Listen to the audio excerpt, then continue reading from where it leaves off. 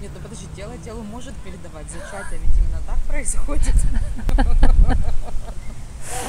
Тело телу. Да, вот я об этом как раз и Нет, говорю. ну просто ты уже как бы второй или третий раз говоришь о том, что невозможно передать телу телу. Я согласна. Но зачатие именно только происходит только тело телом. Ну, как бы пробирка, понятно? Есть зачатие, знаешь, вот там какие-то продвинутые мастера, они вообще без этого зачатия или как-то делают. Сидят там мыслями, да, концентрируются и... Ну, это надо много жизни потратить, чтобы развить такую концентрацию. Есть такие персонажи, но зачем? Ну, смысла нет. Да. Это научно доказанный факт, что они могут Я не изучала. Ну, это еще с Иисуса, да? Йоги. Когда Мария зачалась без этого. Ну почему йоги творят такие чудеса? Просто зачем?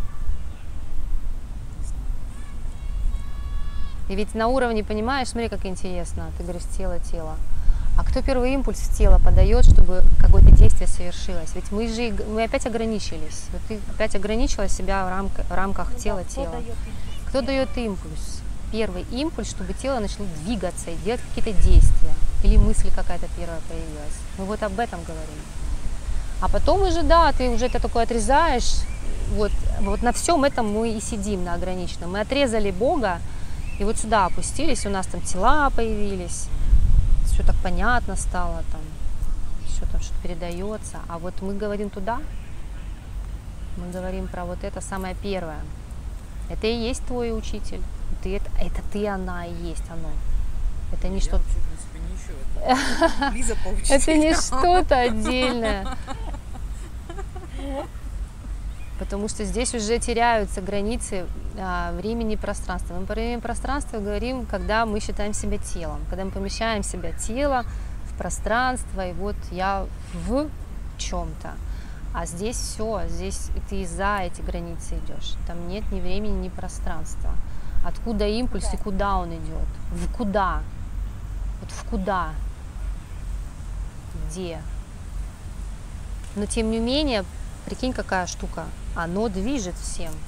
И тело двигается, и мысль идет, и речь говорится, и что-то там происходит. Ну, если, смотри, понятное дело, что существует что-то, да, там, не знаю, высшее и так далее. Только высшее. Только высшее. Ну, да. То есть каждый по-своему это называет, да, там, кто-то Богом, кто-то, не знаю, высшим, кто-то Вселенной. Я не к тому, я к тому, что но раз высшим захотелось, чтобы мы реализовались в этом теле, на этом там материальном плане, в этой точке пространства и прожили эту именно вот мирскую, да, жизнь, то это же для чего-то нужно, для какого-то обогащения, не знаю, там, этой души. Ну, это сейчас начнем придумывать опять, спать. Мы там придумываем, представляешь, мы сидим, придумываем за Бога, кому что нужно. Оно это все. Вот это не на словах делается, это нужно медитативно. Можно поговорить, да, так, какие-то взять себе наметки. Но это надо медитативно сделать, чтобы понять, что это такое. Тогда вот это вот, он даже не появится. Такой разговор, что там смысл. Все взаимосвязано. То есть все влияет на все, и все, ничто не отделено. Это просто такая красивая игра, разворачивание Вселенной из ничего. Вот с того, что нигде, оно потому что оно не в этой категории пространства и времени. Из этого всего первый импульс разворачивает форму, разворачивает мысль, разворачивает множество форм. И оно просто вот само себя... Вот это надо исследовать все состояния. Медитациями, исследовать состояние бодрствования, сон со сновидением, сон без сновидений. Тогда придет целостное понимание на опыте, что это такое. Но это не то, что это мы сейчас, смотри, опять же говорим, это как будто это уже что-то такое где-то там. Это такой язык. Это ты и есть. Но это не ты как механизм тела, ума и мыслей. Это ты, но это вот и не ты. И не ты. Я просто не понимаю, что когда ты приходишь к такому состоянию, моем понимании, потому что ты говоришь абстрактными вещами, я это прекрасно понимаю. А тут невозможно по-другому. Да, а мне, знаешь, как вот нужно как-то это обозвать и понять. Поэтому мне кажется, что когда ты приходишь вот к этому состоянию, о котором мы говорим, да, вот конечная точка вот этого внутренней тишины, да, когда ты там себя не отождествляешь ни с чем, когда ты в принципе просто есть. Так вот, для меня в этом состоянии нет смысла жизни как таковой. Вот А для зачем кого? это все материальное Вот смотри, и мирское? вот так вот, вот личность так себя проявляет. Вот она вот сейчас, она боится. Что делать? Проявляет, вот так личность себя проявляет, что мне там нечего делать. Типа мне там, здесь, ну в этом, Да, не да, знаю, да. в том состоянии. Да, да. Вот так личность себя выдает. Вот такими разговорами. Выдает Да. в чем? Эго. Ну вот такими разговорами и выдает свое маленькое существование. Что мне там делать нечего. Но не сделав этого, как это, надо попробовать. И тогда ты увидишь другое. Тело твое, все останется. Деревья будут качаться, солнце будет светить, тело будет делать какие-то действия. Все будет по-другому. Личность просто потеряться должна. Вот она именно и боится туда войти. И она такие вопросы все время генерирует. Типа, а что мне там, как это вот там смысла? Кому там? Кому там? Ведь, опять же, смотри, не тобой движется все. И мысль эта тоже не тобой родилась.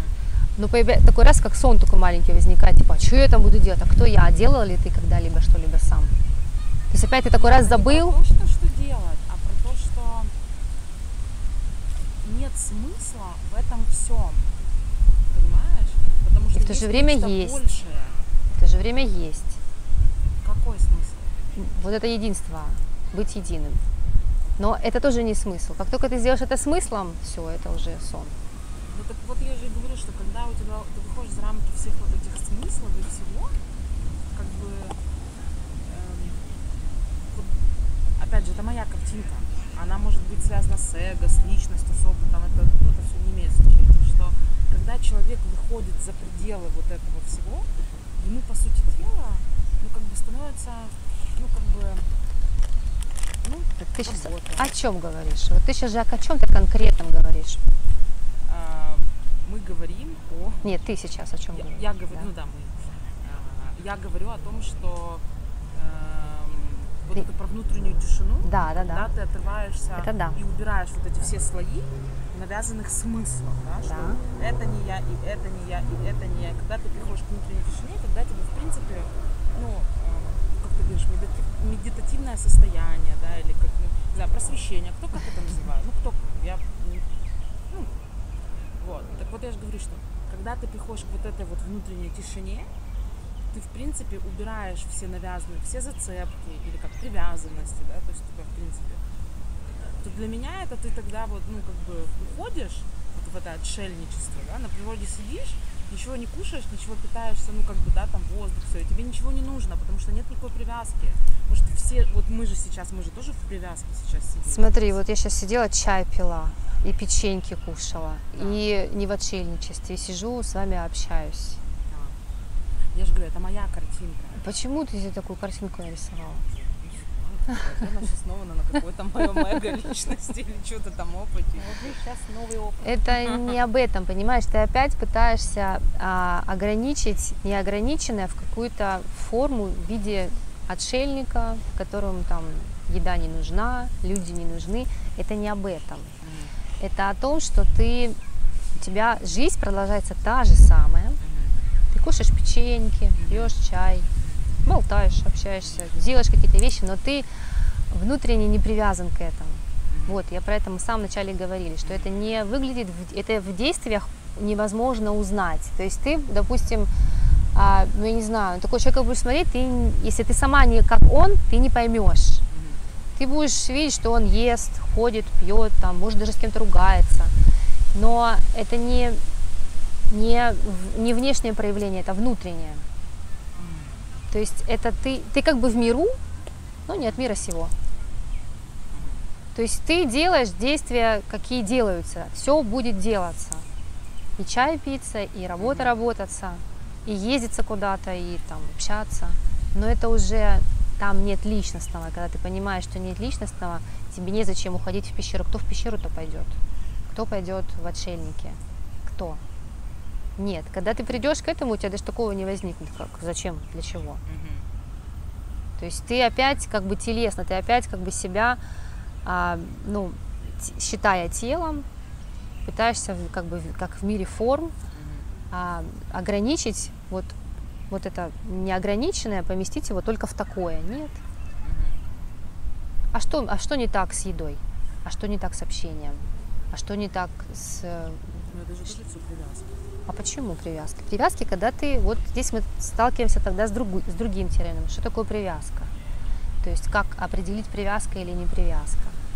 Определяется это, когда ты не отпускаешь, когда ты сопротивляешься, когда ты, ну, нет легкости, да? Когда ты, ну, ты знаешь, что это такое. Когда ты что-то не боишься отпускать, там вот мое, да, важно тебе, важность появляется. И вот все это на этой важности, это строится личность. Все. А тут ты ну, легко, легкость появляется. Ты можешь делать, можешь не делать, и как бы не проблематизируешь. А вот когда появляется привязка, все, это механизм эго-личность включается.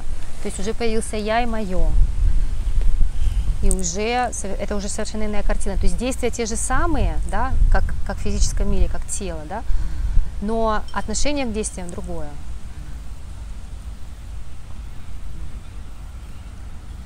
Ну, сейчас мне понятно.